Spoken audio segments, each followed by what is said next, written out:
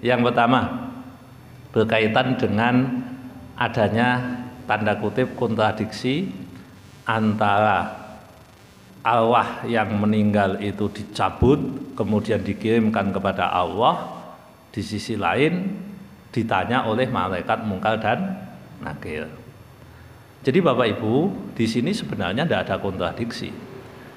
Allah menerima atau menolak arwah yang sudah sudah dicabut oleh malaikat, itu kan memindahkan dari alam dunia menuju alam namanya alam barzah. Alam dunia menuju alam barzah. Nah, di alam barzah tadi arwah itu ada yang diterima. Kalau diterima ditempatkan di suatu tempat namanya illiyin. Kalau ditolak oleh Allah ditempatkan di suatu tempat namanya sijil. Lah illiyin dan sijil itu adalah lingkup di alam namanya alam barzah. Padha sing siji ditempatke ning Ungaran, sing ditempatke Banyumanik. Banyumanik dan Ungaran itu alam dunia. Jadi ini sama-sama alam barzah. Jadi orang meninggal itu tetap ada di alam barzah, hanya tempatnya saja yang berbeda. Yang satu illiyin, yang satu sijil. Nah, terus ini kan ditanya oleh malaikat mungkar nakir. Nah, Bapak Ibu, malaikat mungkar nakir itu ditanya kalau arwahnya dikembalikan. Makanya kata Nabi, dongakno iki sedelok neh meh ditakoni, mengko anggere sampean lunga 7 langkah dhek meh ditakoni. Nah, tadi waktu digotong niku ada ndak arwahnya? Ndak ada. Arwahnya di tempat di mana yang tadi ditentukan, bisa di illiyin, bisa di sijil. Jadi pencabutan ini kan pemisahan antara ruh dan badan kan. Ruh dicabut, disowanke ning ngene Gusti Allah. Gusti Allah duka, dokoke kono, guak ning sijil kono. Ki mulyakno dokoke ning illiyin. Sudah kan di situ kan? Sesudah dicabut kan ada proses namanya proses penguburan kan? Dan itu kan pasti butuh waktu. Proses penguburan itu ya sidik-sidike ya 3 jam lah. Sidik-sidike. Bisa lebih lama. Itu kalau ada di autopsi barang bisa suwe ngasih mang dino barang.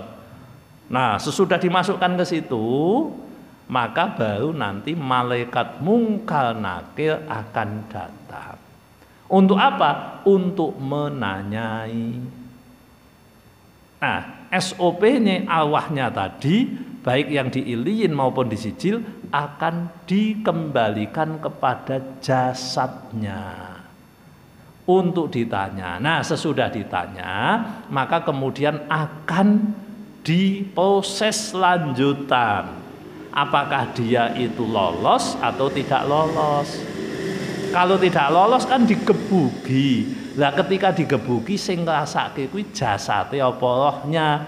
Para ulama menyebutkan dua-duanya. Jadi jasadnya ya diberi kesempatan untuk merasakan siksa kubur, begitu juga rohnya. Tapi baru kuwi ndi? Rohe dijipuk meneh, mulane jasate terus bosok. Karena ndak ada rohnya. Sesudah itu kadang datang ke situ. Iya, kadang datang ke situ untuk apa? Ya wallahu a'lam, untuk menjawab salame jenengan. Assalamualaikum ya ahlal kubur. Asal ini kan jenengan dijawab waalaikumsalam mas. Mung jenengan ora krungu. Nek krungu kan Bali. Lagi to jenengan Assalamualaikum bapak-bapak ahli kubur. Waalaikumsalam mas, mbak. Monggo katuhan pinara, malah kacau. Jadi mereka itu diberikan kesempatan untuk apa? Untuk berinteraksi tapi satu arah. Berinteraksi tapi satu arah. Jadi yang tadi ditanyakan kok kesannya ada kontradiksi, wong ini ning illiyin, iki ning sijil, kok ditakoni ning kuburan. Nah, jadi malaikat itu nakonane ning alam kubur, mboten ning kuburan. Kuburan kan tempat mendeme jasad. Nek jasate ilang, ya tetap alamnya sesuai. Alam sesuai. Ini kita itu kalau bicara syariatnya, kuburan itu syariatnya kita muliakan karena dia tempat mendem jasate wong. Itu aja. Kuburan loh. Nah, kalau alam kubur itu alam yang berbeda.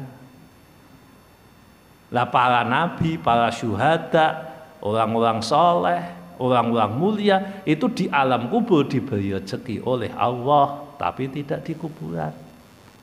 Lah terus kenapa kita ziarah kubur? Kalau orangnya tidak di kuburan. Lah ziarah kubur itu semacam jenengan koyo ning ngarep TV, ngono wae lah gampange. Dadi jenengan nek ngono kuwi ketok sebab CCTV ini ono. Oh, anakku ziarah. Oh, wong kuwi ndongake aku, ngerti, mung ora iso bales karena alamnya beda. Jadi ziarah ke alam, kok ke alam, ziarah ke kuburan itu disunahkan karena memang Rasulullah menganjurkan ziarah kubur lah. Nek ana wong, Pak, malam Jumat ngenten ndonga saka omah kan ya tekan, tapi mboten entuk pahala ziarah kubur. Ya tidak dapat, wong memang ziarah kubur itu harus datang kok. Virtual bisa ndak Pak? Syuting ndak bisa. Ziarah nganggo video call entuk ora? Ora entuk. Ziarah video call. Ziarah ya mau ning nggone kok ada video call. Video call ya bukan ziarah namanya. Nah, jadi itu sisi mungkin ada apa ya, missing link lah, ada sesuatu yang seakan-akan putus padahal itu saling menyambung. Jadi satu alam yang sama hanya beda tempat gitu loh maksudnya. Lah nanti akan dipindah-pindah sesuai dengan kondisi yang ada. Jadi di alam di kuburan belum tentu alam kuburnya itu nyambung di situ atau ohnya itu pasti ada di situ, ya belum tentu, tergantung dia posisinya di mana dan seterusnya dan seterusnya. Niku yang pertama. Yang kedua, kono lagu saben malam Jumat ahli kubur tile omah perlu njaluk donga ayat Quran sak kalimah. Ana terusane, lamun ora diparingi banjur bali mbebes mili. Bali nang kuburan manggul tangan do tangisan. Aduh kebangetan anak lan putuku, kowe mangan bondo tinggalanku. Sak teruse kula mboten apa lanjutan. Wis hafal lho ya. Wis hafal lho. Kurang sithik lah. Nah, jadi Bapak Ibu, nyanyian itu bisa dianalisa dari dua hal. Pertama, nyanyian itu majas. Ya, majas. Majas sih maknane ya ora ngono kuwi. Jadi kalimat itu saben malam Jumat ahli kubur tilik omah ora jo ateges tilik mau ning omah niku mboten. Dilihat dari sisi majas ya, makna majas. Karena kalau itu dianalisa jadi aneh. Kan dalam bahasa ilmu apapun termasuk ilmu agama itu kan semua harus cetha. Saiki kudu dibedah kalimatnya saben malam Jumat ahli kubur tilik omah. Nah, sakniki dionceki jajal. Saben malam Jumat ahli kubur. Siapa yang disebut ahli kubur? Wong mati kabeh. Wong mati kabeh apa wong mati tok? Apa wong mati kabeh kan? Wong saben malam Jumat berarti kan bahasa itu setiap malam Jumat ahli kubur berarti kan saanane ning kuburan. Menurut data statistik, sing wis mati 70 miliar, Pak. Sing wis mati. Sing urip kan 7 miliar. Sing wis mati 70 miliar. Kuwi data statistiknya bisa salah, bisa lebih banyak itu. 70 miliar. Taruhlah 70 miliar moro kabeh. Niku pertama. Tilik omah, omahe sapa? Nah, pertanyaannya kedua begitu. Omahe sapa, Pak? Kan digambarkan di lagu itu kan omahe pakne nilai anake kan ngoten tok niku to. Lah saiki nek Fir'aun nilai endi? Fir'aun. Terus Nabi Hud nilai sapa?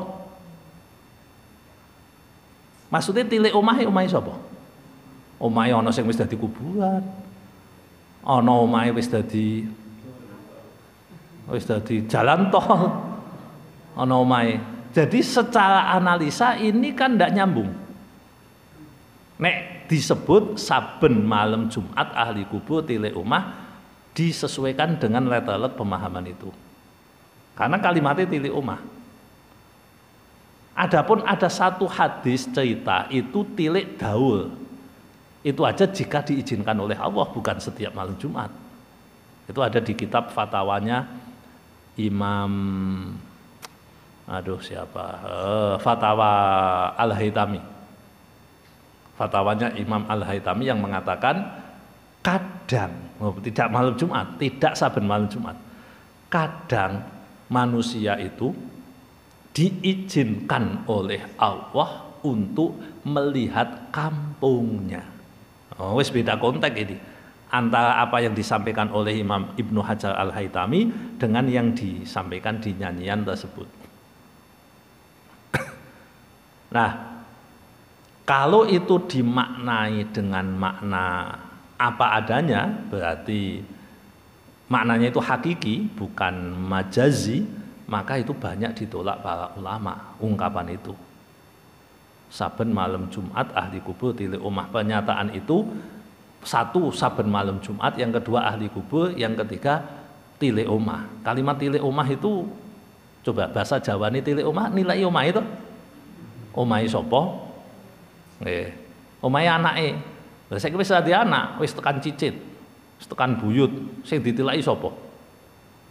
Apa kula jenengan, padahal ini saya itu kan suka juga baca statistik ya. Jadi dalam waktu 500 tahun satu pasang suami istri, jika anaknya itu lancar, maksudnya ono sing terus ora di anak ngono. Itu dalam waktu 500 tahun sudah memenuhi 0,3% penduduk dunia. Dengan asumsi anaknya lancar. Dengan asumsi begitu. Jadi nek diunut tekan 500 tahun biyen. Berarti kan 1500 loh. Tahun 1500 penduduk Indonesia berapa? Kecil banget tuh ya. Kecil banget. Kan pertumbuhan penduduk itu kan eksponensial. Pakainya itu kan bunga majemuk, tambah-tambah kan? Loh, di anak 5 di anak 5. Pun pinten niku? Selawe putune. Oh, itu kan buyut wis ratusan itu. Nek mboten percaya jenengan nek kumpulan reuni keluarga niku lho. Tekan buyut tok lho wis. Ora karuan jumlahe. Nah, 500 tahun diduga itu 0,3 atau berapa persen dari penduduk. Artinya apa? Kalau analisanya tadi kok dengan kalimat saben tilik omah sing dimaksud tilik anak putune, wah iku iso nilai sedina rampung. Nah, ini itu analisa bahasa. Analisa dalil, bicara analisa dalil, kalimat itu secara dalil sulit untuk dibuktikan dengan qaul al-mu'tamad. Maka kalau kita pengen husnudon, ya kita sampaikan itu majas. Kuwi maksude mung ngelingke wong ben gelem ndongake wong tuane, terus dimotivasi dengan bahasa itu. Tapi masalahnya doa dicethake kok. Mulane Gus Bahak nanti ditakoni, "Pripun Gus?" "Walah kuwi kalangane wong la genah." Jawabannya beliau begitu, pokoknya cetha ngono lah. Karena kalau dianalisa secara dalil susah. Bahwa ada dalil tapi tidak malam Jumat tilik omah, ada waktu tertentu tilik kampung. Kan beda. Urusannya beda. Ada dalilnya. Itu dalilnya Imam Ibnu Hajar Al-Haytami dan itu pun masih dipertentangkan oleh para ulama. Nah, jadi itu yang kedua.